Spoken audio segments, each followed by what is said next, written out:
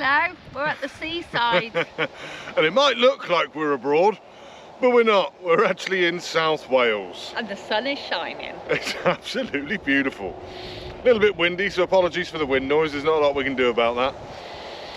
Well, last time you saw us, we were just leaving France. And a lot has changed since then. As you're probably aware, we developed a slight vibration. I say slight, it wasn't really slight, was it? No. But we developed a vibration on the van and we raced back to see our mechanic, and this is the story of what happened. Yeah, we do have some more Portugal and Spain roundup content to come, but as this is a more pressing issue, we're going to throw this video out first and keep you up to date with what's going on with the van, and then we'll get back to the remaining Spain and Portugal bits.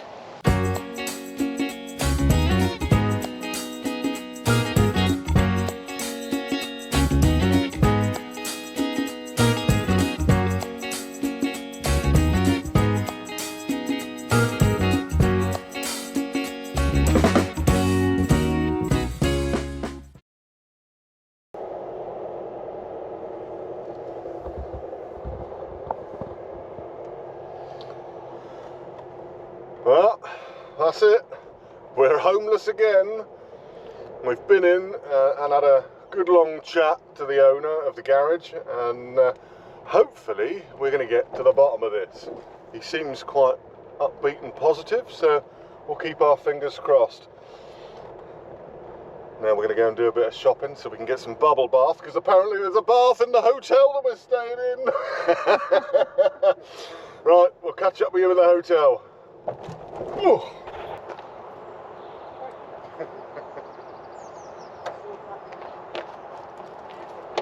Where are we going? We're going to go and live in a hotel.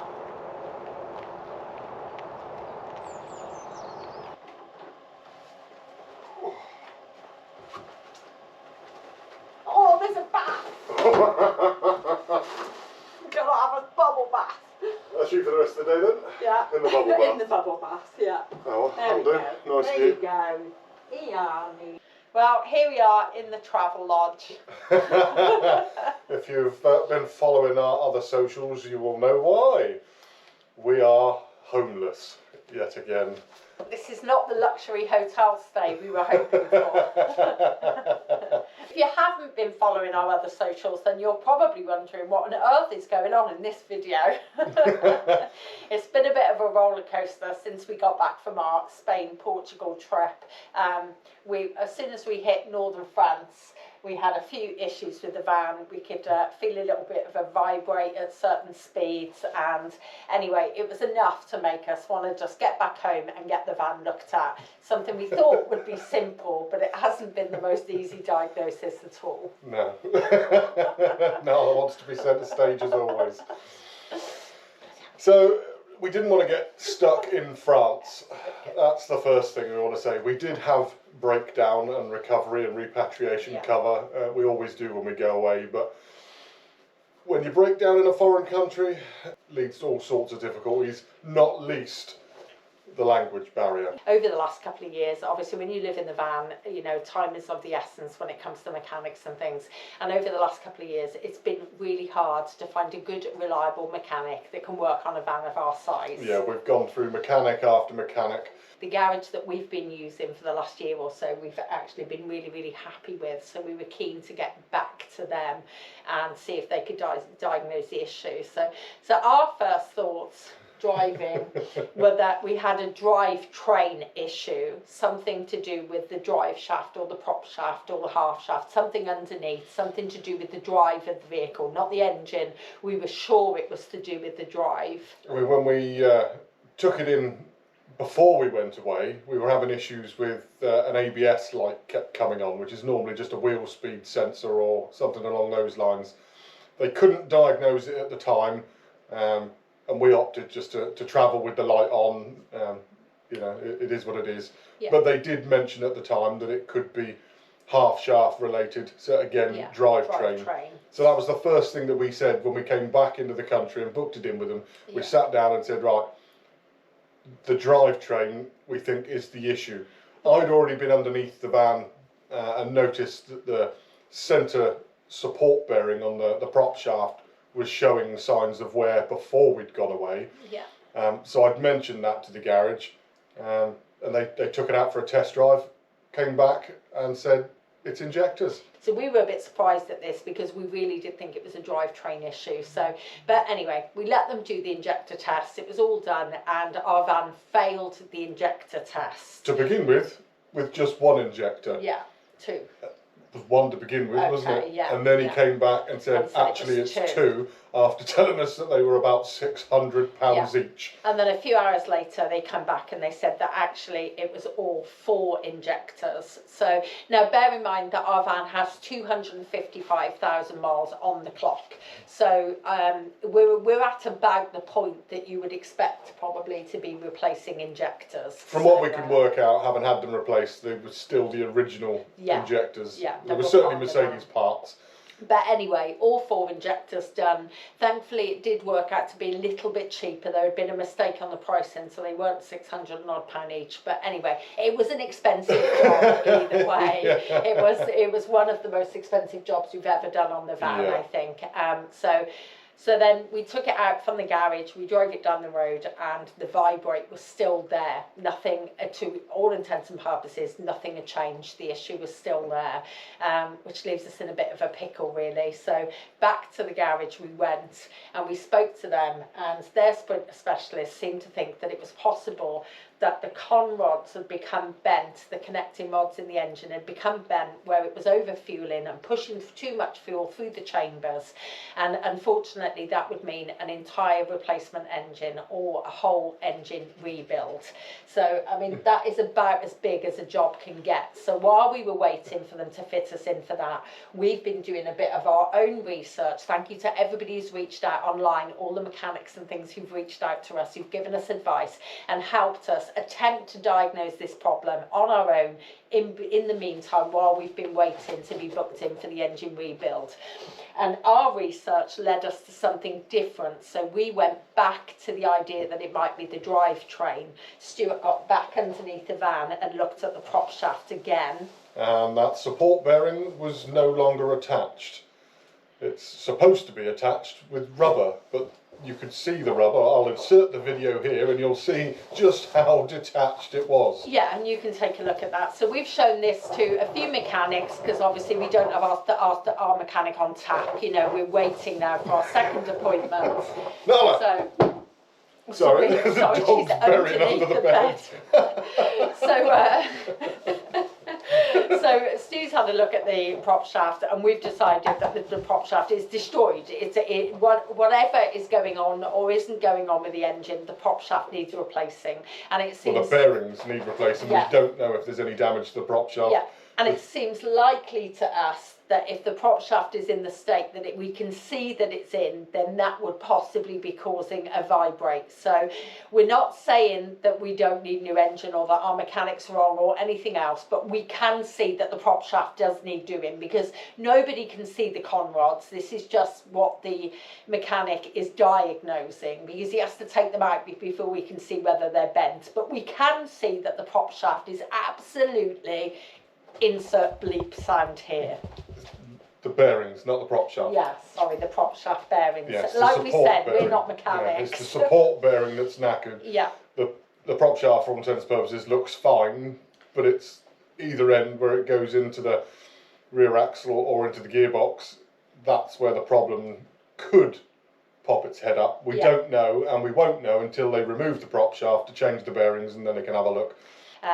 One of the most common questions we get asked when we tell people we live in a van is, but what would you do if you ever broke down? What would you do if your van had to be in the garage for a couple of days? How would you get around that? So this video is the answer to that question, and hopefully we're going to take you through the whole process and to see that while logistically it is quite difficult, that it is possible to live in a van and still get repairs done, and it doesn't need to be the end of the world. It's constant maintenance. We spent a lot of money on the van in the last year without this job. Every single job, even the simplest job, when you're paying for the parts and we tend to use Mercedes parts because we want to get things right and we want the van to be right for us and we want it to be reliable. We keep the maintenance up. We get it serviced regularly. We get, you know, we do all these things, but obviously all of these things do take money and they do take time. So if the van is just going to be in for the day, a lot of the time they'll, because they know we live in the van, they're very good and they'll do the job in the morning or the afternoon, and then we'll just go off for a few hours in the car and walk the dog and do some shopping, and then we just come back to pick up the van. But today, obviously, we thought we were booked in for an entire engine rebuild. So, which is a 14-hour job. Yeah. So we knew it was going to be 2 days. So we booked a hotel for 2 nights. Now, as it turns out, it might just be the prop shaft or the prop shaft bearings, in which case we may have the van back by later. But this has been a really good solution. The hotel was already booked, so it just made sense to roll with it, really, and to keep going. The one thing I will say is it was a lot easier to get a dog-friendly hotel than I thought it was going to be. Thumbs up, Travelodge. Yeah. 20 quid, that's all they charge Extra 20 quid to bring for a the pet dog. with you, which is... Yeah. So that's Stu dropped to work. I have to say, having a second vehicle really, really helps in these situations. I'm sure other van lifers will know what we mean. With one in the garage, then at least we do have the second vehicle. So I have the car, I've dropped him off at work, and now I'll just go and pick him up later. And now I'm back at the hotel with the dog, which all in all has been a really good experience. The room is really clean and tidy. I was wondering if we'd be in like a dog bit of the hotel and it would smell a bit doggy or whatever, but actually it doesn't. It's all really nice and clean. Still no word from the garage, we're still waiting, so I'll keep you updated. Well, there's a Burger King just down the road from the hotel, so I've sneaked down here to get myself a little takeaway because there's no cooking facilities in the hotel and we didn't pay for food. So I'm just going to grab myself a burger on the hop today, and unfortunately we've not heard back from the mechanics and they're closed now, so fingers crossed no news is good news and we'll have more to update in the morning. Good morning. It's now 10:30 on Thursday morning, and yes, we are still in bed, late night at work, and we've heard nothing from the garage. So, time to give them a call and gee them up, see what the news is. Oh, I really hope it's good. I think we both hope it's good. Yeah. Right, let's get on the phone to them then and see what's going on. Hello Tom, it's Stu Hall with the Sprinter. Yeah, not too bad. How goes it? Right. Yep.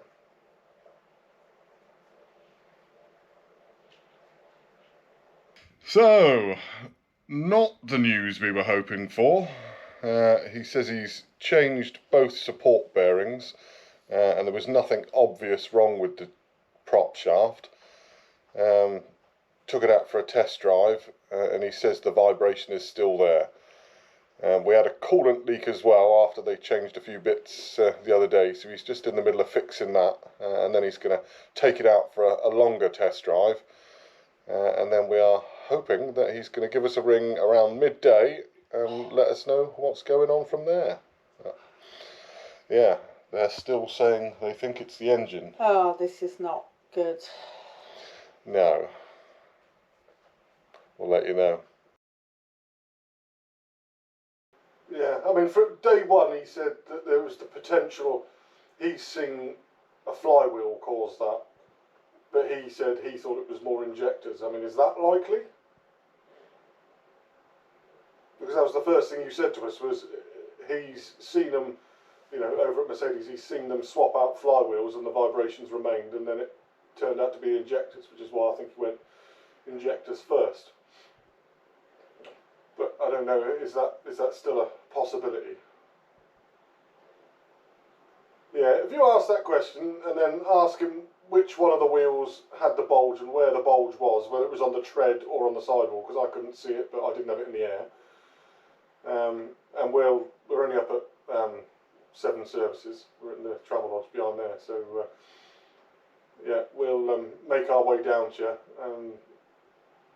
Yeah, and we'll see where we go. But yeah, if you could ask those questions, so we got some answers when we turn up, and then.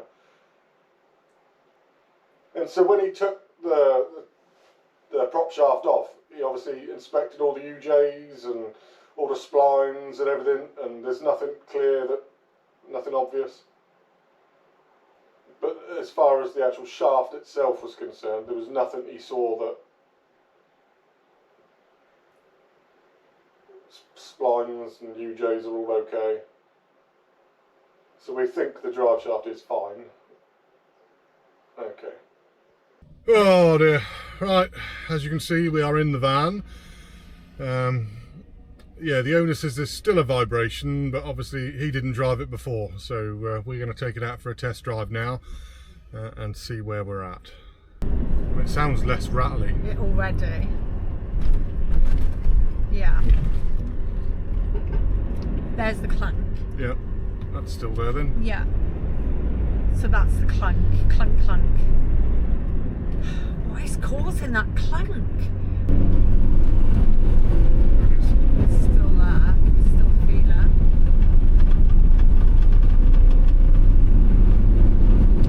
it. Still there. Doesn't feel as bad. No, it doesn't. But that's probably because the prop shaft's fixed. So the, you know, one thing is making another thing worse. That's definitely still there then. Yep. Still going, and I'm doing nearly 50. And it's still vibrating. Yeah, so if anything that's worse in duration, but less vibrating. Yeah. It's less violent, but yeah.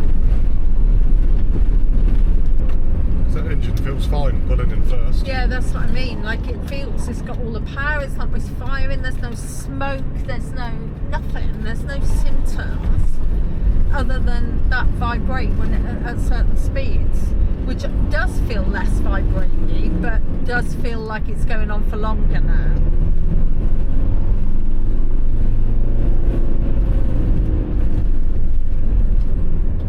So there we have it.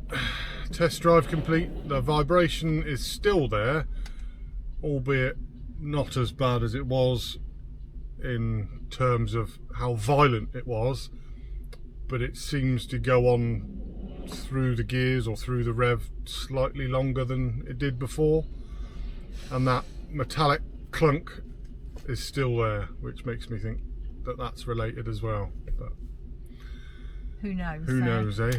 Time to go back into the garage and have a chat, find out how much all of this has cost, and make a plan moving forward.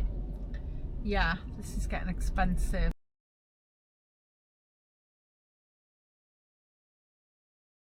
Well, it's 8 o'clock in the morning and I am back at the garage. We got back to the hotel last night, thought everything was running as well as we expected. Till we went back out to the van to grab something an hour later and realised there was coolant pouring out the bottom of the van. Well, I say pouring, it was dripping. Well, one of the jobs they did yesterday was to fix a coolant leak around the fuel filter housing. And guess where the leak's coming from? So I am back here, 8 o'clock in the morning, and thankfully without argument they've got it straight in on the ramp. So yeah, I've got to sit and wait now. I'll let you know how it goes.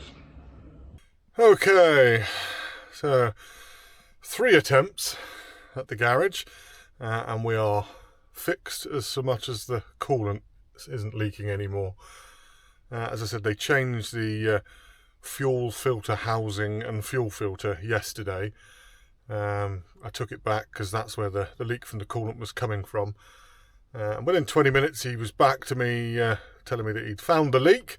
It was a pinhole leak, and they'd chopped the end of the pipe off, reattached it, pressure tested it, and no problems. It's no longer leaking. So yeah, I thought, great, that was an easy fix. Drove out, got, I don't know, 50 metres up the road, and I got an engine management light come on the dashboard saying, water in fuel, visit workshop. So I turned round, went back. They had a look at it. Again, 10-15 minutes. He came back, said, yeah, it's all sorted. Some coolant had splashed onto the sensor. They've disconnected it, dried it all out, reconnected it, and it's fine. So, okay. So, drove back out. Again, 50 metres up the road, same light come back on. So I went back in, and he said, well, it can only be the fuel filter. It's a fuel filter that we supplied. I bought a service kit from Mercedes before we went away last, and the garage that we were using at the time serviced the van but ran out of time and never put the fuel filter on. Said, oh, we'll do it next time it's in. Because we were going away, we just went away, and that was that. But the fuel filter itself was out of date. Now, I didn't realise these things went out of date, but apparently they do. They have a 2-year shelf life. As I say, we bought this service kit from Mercedes. Well, even if you said it was a year ago, which it wasn't, it was a lot less than that.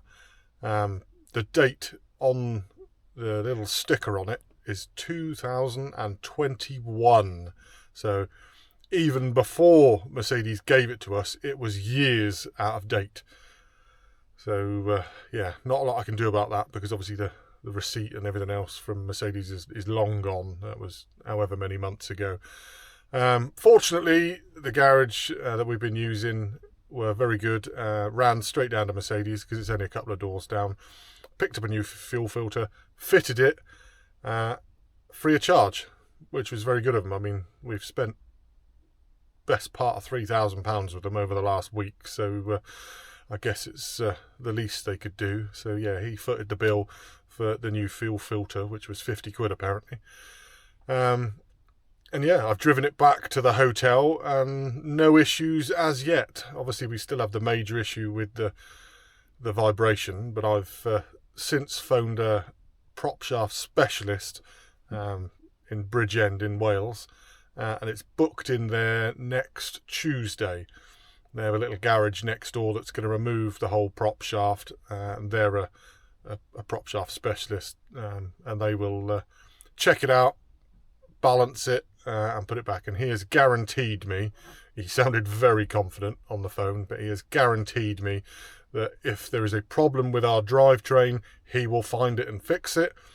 And if whatever he can do doesn't cure the problem, he can guarantee me it is not a drivetrain related issue. So if we take it to him next Tuesday and it comes back out with the same problem, then we're back to square one, and maybe we are looking at an engine issue. But everything points to the drivetrain. When I explained the issue to the specialist on the phone, he was, oh yeah, that sounds common in sprinters. Yeah, we do them all the time. Yeah, no problem at all. He says we can have it in and out in 3 hours. No problem at all. So yeah, so that's where we're at. So this is an ongoing issue. Yeah, so much for quick fixes, but we've got to get it done, and we've got to get it done right, because we live here and we can't afford to be off the road. So, well, that's the van booked in for midday on Monday to have the tyres replaced. So yeah, I've got a relative that's going to help me have a look at a few bits while I'm in Southampton, engine mounts, gearbox mounts and things like that. So hopefully I can rule those out. The tyres Monday, so that'll rule out any tyres and tracking. Yeah, and then Tuesday, prop shaft specialist. So hopefully by the middle of next week we'll have got to the bottom of this. I bloody hope so.